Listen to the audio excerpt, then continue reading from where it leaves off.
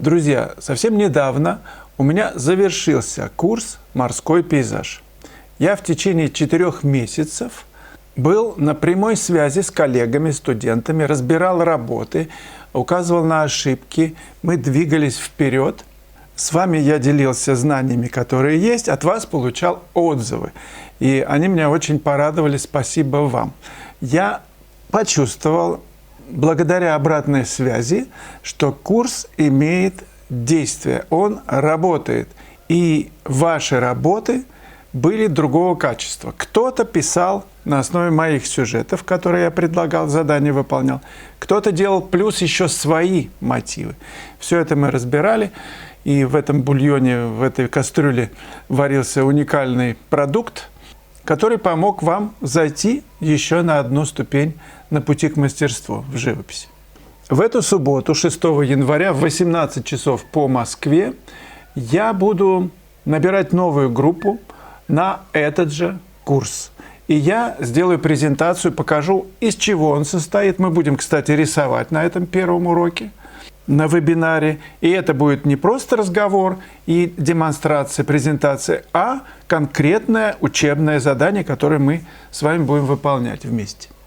Я прочту вам несколько отзывов тех, кто прошел этот курс. Евгения Майо. Вячеслав, огромное спасибо за этот курс. Очень понравился. Ваши уроки буквально открывают глаза на возможности, которые дает живопись. Как показать тонкие различия, как постоянно сравнивать и добиваться верных отношений в цвете и тоне. Особенно понравилось делать этюды на малом формате, творческие задания. Большой формат мне пока сложно, а маленький легче изменить и не устаю. Собираюсь также записаться на курс по натюрморту, жду еще новых курсов. Спасибо. Светлана Насуля. Слава, спасибо за этот курс. Он для меня оказался одновременно и сложным в каких-то ученических моментах, и вдохновляющим, вселяющим веры в свои силы. По мере его прохождения я обнаружила пробелы в своем понимании и воплощении живописи. Это дало понимание того, почему у меня не получается работать так, как задумываются. Увидела свои ошибки и возможность их исправлять. Очень полезным оказался подход пошагового введения работы. От рисунка, композиции, через гризаль, этюды, большую работу и с завершением творческими решениями. Хотя в сознании сидит штамп, что все это я знаю, не новичок. Но сделать на практике под присмотром преподавателя с прекрасным подготовительным видеоматериалом неожиданно оказалось очень полезно. А завершающий шаг, урок на творческие решения, дает разрешение делать так, как хочешь, а не так, как правильно. Такой подход позволяет раскрепоститься и получить огромное удовольствие от работы, когда построение сюжета изучено, композиция готова, тона разобраны. Это замечательный аккорд, финальный аккорд курса. 6 января в 18 часов по Москве. Жду вас на вебинаре. Марина Урванцева. Вы все призываете новичков и неумех совершать головокружительные пируэты. А мы еще и крылья-то не отрастили. Но кто ж мешает отращивать? Мы уже с вами 3 года отращиваем их. Даже если маленькие крылья отросли, ничего, уже можно летать. Я помню, на первом курсе в Строгановке у меня была масса идей творческих. И я спрашивал педагогов, а когда мы можем начать писать творческие идеи?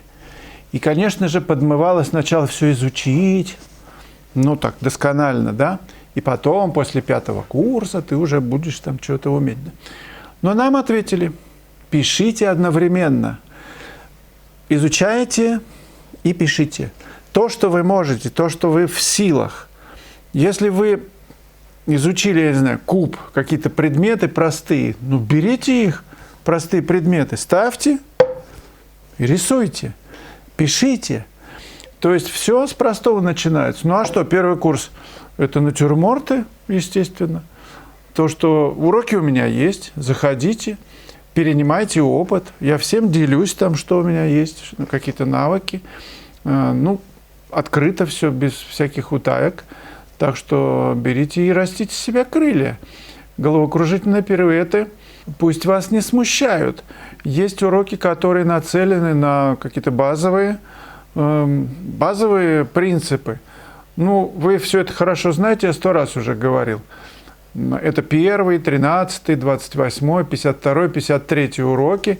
Это база, на основе которой вот мы отращиваем вместе с вами крылья. Так что обратите на них внимание. Благо сейчас скидка в 50% на все уроки. Рафаэль Огнес. Лучше не показывать такую страсть. Все отпало. Мне стыдно было быть таким художником, пардон. Да чего там пардоновать-то? Стыдно и стыдно. Не будьте таким, будьте другим, будьте правильным, будьте не как я. А меня простите, я ведь на излечении, и Бог знает, что еще выкину. Так что эта картина, вот мне давно хотелось такую написать о мужчине, женщине, о страсти. Ну, ой, он провод грызет. Ой-ой-ой, я не увидел это. Не надо грызть провод. Провода подальше. Ну так вот, значит, страсть. А что плохого, собственно, в страсти, Рафаэль? Что такого ужасного? Если бы не было страсти, нас бы с вами на свете не было. Поэтому, мне кажется, это даже классно, честно взглянуть в глаза страсти и показать ее не пошло. Ну, кстати, может быть, вы в этом видите пошлость. Я так лично не вижу. Мне кажется, все очень пристойно. Ну, хорошо, задрала девушка ногу в танце. То есть, что ж теперь, гимнастки, например, или фигуристки тоже ноги не задирать? Это же танец. Если вы, Рафаэль, вдруг танцевали танго, но, видимо, нет. Я танцевал. Поэтому, видимо, у вас возникают вопросы по причине того, что есть какие-то представления о приличном и неприличном. У меня они стерты, потому что я на излечении в нашей палате.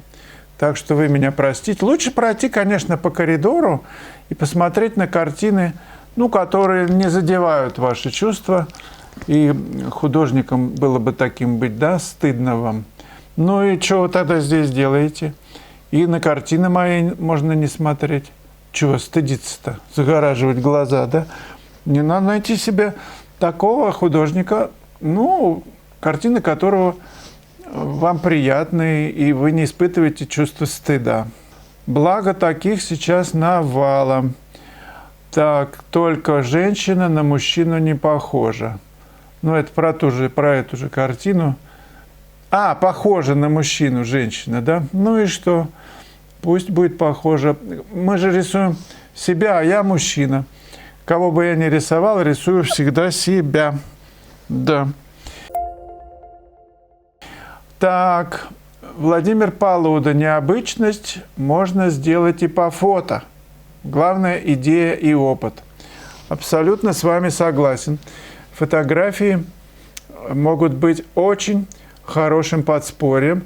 Ну, тот же Фешин Николай, он ездил в различные путешествия с фотоаппаратом и огромное количество материала привозил из поездок. И мне так кажется, что он использовал, судя по тому, что есть, ну, видно, что использовалась фотография в некоторых работах, то значит, он использовал эти материалы. Ну, как ты можешь написать, я не знаю, индейца в жизни, в каких-то движениях в сложных? Конечно, у него опыт был громадный, поэтому это не проблема с использованием фотографий. Да, главная идея, если есть, да, конечно, я с вами согласен.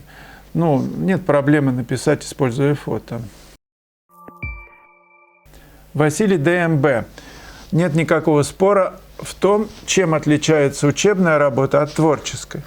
Учебные работы, этюды, зарисовки, скетчи, наброски делаются для изучения метода написания окружающей действительности на изобразительной плоскости и приобретения навыков и умений.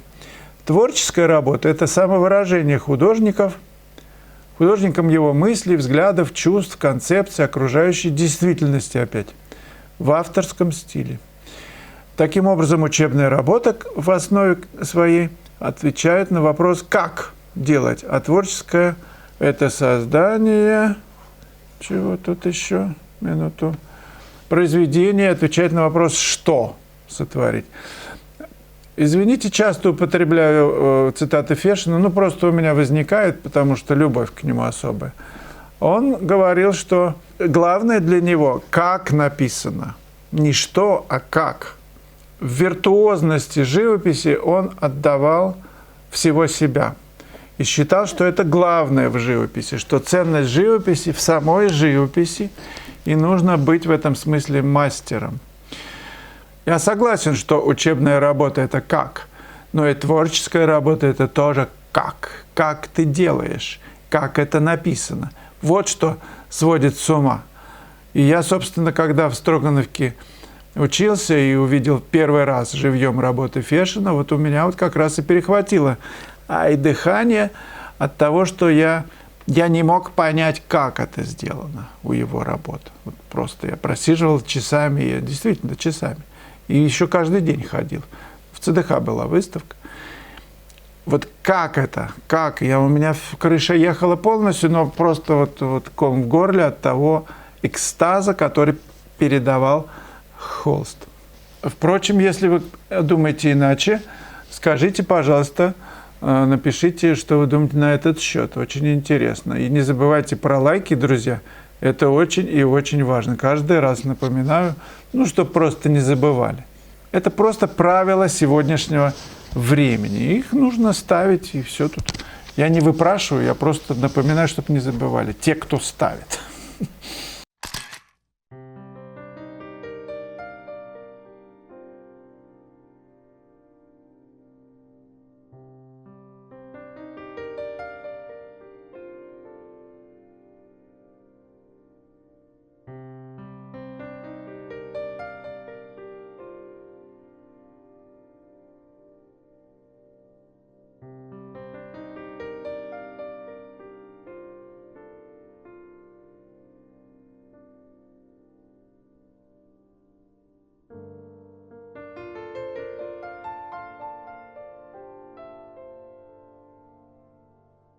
Предлагаю вам посмотреть еще одно кино. Называется «Русалка». Ну, пока. С Новым годом!